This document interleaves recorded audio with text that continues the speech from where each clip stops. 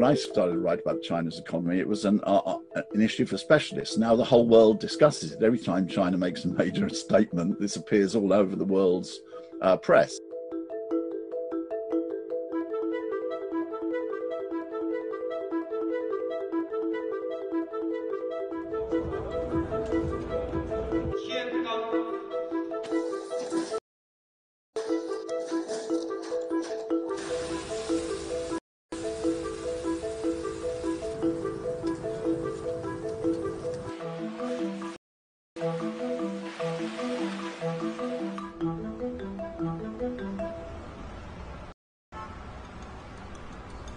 The last 20 years have seen a dramatic transformation in China's economy, because 20 years ago, China was not a very big part of the world economy. It had just been admitted to the WTO. Now it's the second largest economy in the world if you measure it at current prices, and it's the largest economy in the world if you measure it by purchasing parity powers. And therefore, of course, it has a huge impact on the world economy.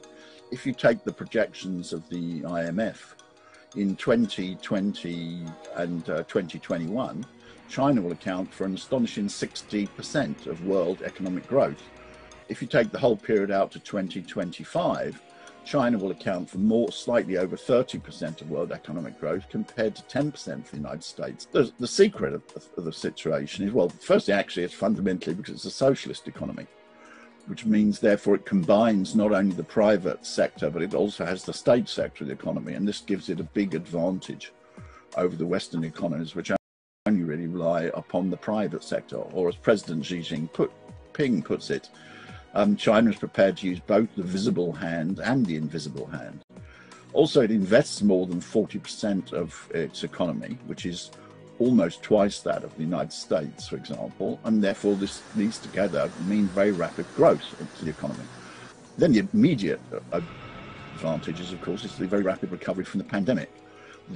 If we sit here at the moment, China is really, the virus is not active in China. There's only tiny little outbreaks, whereas in the West, the virus is spreading all the time still, and the situation is very dangerous. Therefore, the economy can't be opened up rapidly. So the things which bring together the significance of this Boao Forum are, one, the long-term growth of China's economy and the new huge role which it plays in the world. And secondly, China's success in 2020 in dealing with the pandemic, which means it's the main vehicle of growth of the world economy at the present time. So obviously the Boao Forum is very, very important in that context.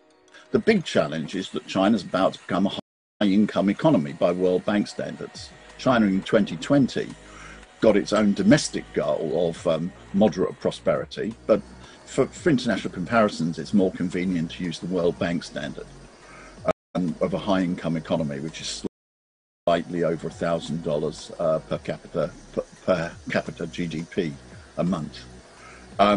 China will become a high-income economy in either 2022 or 2023 by that criteria. But this is going to transform the world economy, because the population that exists in high-income economies is 16% of the world's population. But China by itself is 18% of the world's population. So China will therefore more than double the number of people living in high-income economies.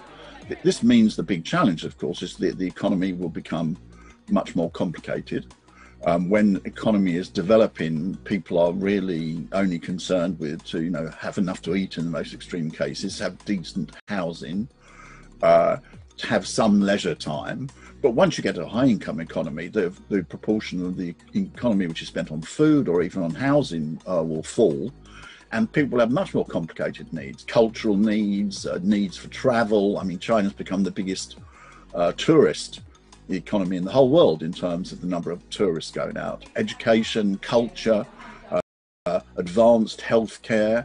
So the whole economy will become much more complicated, and that's the fundamental challenge in this situation. Then on top of that, we're entering into a very critical period for climate change. President Xi Jinping's announcements of China's targets for climate change made last year were very, very widely publicized internationally. But there's now a new period of discussion about international climate change. Fortunately, the Biden administration is much more sensible than was the Trump administration. So it's returning to the Paris climate change accords. This is bound to lead to a discussion between China and the United States as the world's two biggest economies on what to do about this. This is a very serious problem because really the question of climate change has got to be solved in the next 5 years. We can't wait, 10 or 20 years. So that's another new element in the situation.